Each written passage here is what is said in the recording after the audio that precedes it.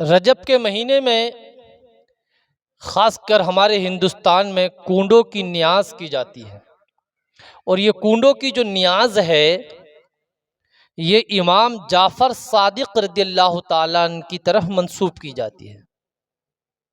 دیکھیے، نیاز جو ہوتی ہے یا فاتحہ، یہ ایک مستحب چیز ہے۔ مستحب چیز کا مطلب یہ ہوتا ہے کہ اس کو کرو گے تو ثواب ملے گا، اور نہ کرو گے تو کوئی عذاب نہیں، کوئی گناہگار نہیں، کوئی آپ کے اوپر پکڑ نہیں۔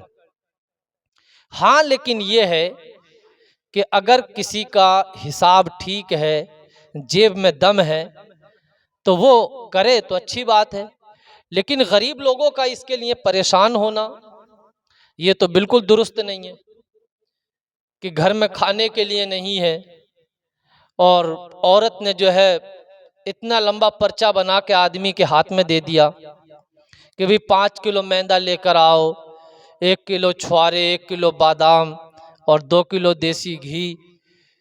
اب پتہ چلا بیچارے کے 500 روپے روز کما رہا ہے، اور تم نے کم سے کم 2000 روپے کے سامان کا پرچہ اس کے ہاتھ میں دے دیا۔ تو ہرگز اس کے لیے، مستحب چیز کے لیے پریشان مت ہوئیے۔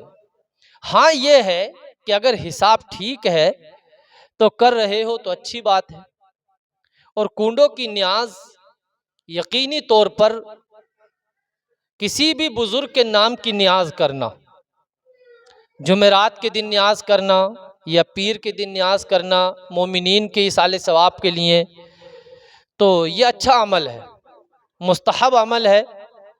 اس لیے کہ نیاز میں ہوتا کیا ہے، قرآن پاک کی تلاوت کی جاتی ہے، اور اسی طریقے سے درود پاک پڑھا جاتا ہے، تو درود پاک کی بڑی برکتیں ہوتی ہیں، اور قرآن پاک کی تلاوت کی بڑی برکتیں ہوتی ہیں۔ تو نیاز کے لیے بلا وجہ میں پریشان نہیں ہونا چاہیے، مستحب عمل ہے، کرو گے تو اچھی بات ہے، اور نہیں کرو گے تو کوئی بات نہیں ہے۔ ہاں، بلا وجہ کے پلیے عورتوں کی باتوں میں آ کر پریشان نہیں ہونا چاہیے۔ نیاز کے ذریعے انسان کے گھر میں برکتیں ہوتی ہیں، اس کے رزق میں برکتیں ہوتی ہیں۔ نیاز یہ یاد رکھیے، چاہے کنڈوں کی ہو یا کوئی اور ہو، یہ محض ایک مستحب ہی معاملہ ہے، یعنی کرو گے تو اچھی بات، اور نہ کرو گے تو کوئی بات نہیں، لیکن اس کے لیے زیادہ پریشان ہونا۔ اچھا، کچھ لوگوں میں یہ بات چل پڑی ہے گھروں میں کہ جو ہے اگر اس سال 5 کلو کا بنایا تو اگلے سال 6 کلو کا بنے گا، اگلے سال 7 کلو کا بنے گا، تو بھئی ایسے تو کرتے کرتے آپ کئی کنٹل پہ پہنچ جاؤ گے۔ یہ کوئی بات نہیں ہے، اور عورتوں کی بات پر تو بالکل ہی وشواس نہیں کرنا چاہیے، اس لیے کہ محض سنی سنائی اور جھوٹی باتیں ہوتی ہیں، من گھڑت باتیں ہوتی ہیں۔ لہٰذا اگر آپ کے پاس کچھ بھی نہیں ہے، اور صحیح بات تو یہ ہے کہ امام جعفر صادق رضی اللہ تعالیٰ عنہ کی نیاز سے ضروری یہ ہے کہ ان کی تعلیمات پر عمل کیا جائے، ان کے بتائے ہوئے راستے پر عمل کیا جائے، جو وہ بتایا ہے انہوں نے، اور ان کی زندگی کو اپنی زندگی میں شامل کرنا چاہیے۔ یہ اصل نیاز ہے ان کی۔ یہ نہیں ہے کہ تم 5 کلو میدا کے پوڑے اور کچوڑے بنا کر بانٹ دو، تقسیم کر دو، اور نماز ایک ٹائم کی نہیں پڑھو۔ یہ کوئی چیز نہیں ہے۔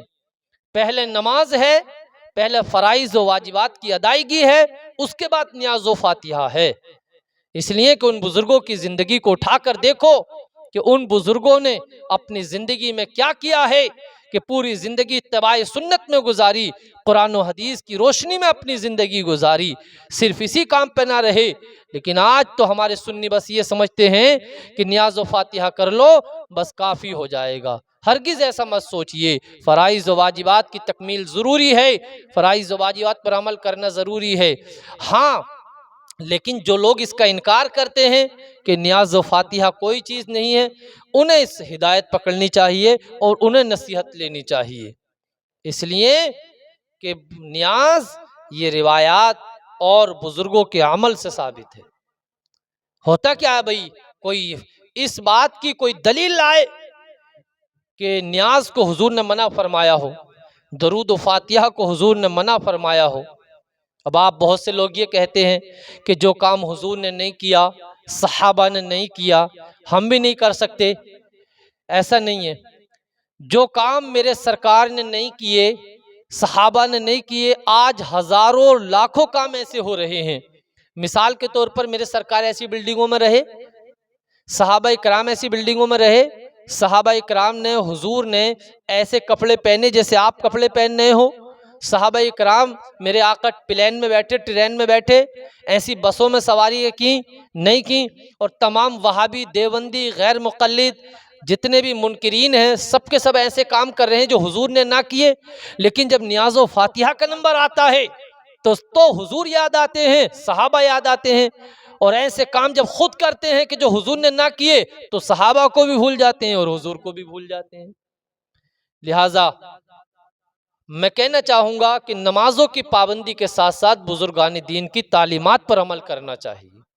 انشاءاللہ اللہ تمہاری زندگی میں بہار پیدا فرما دے گا.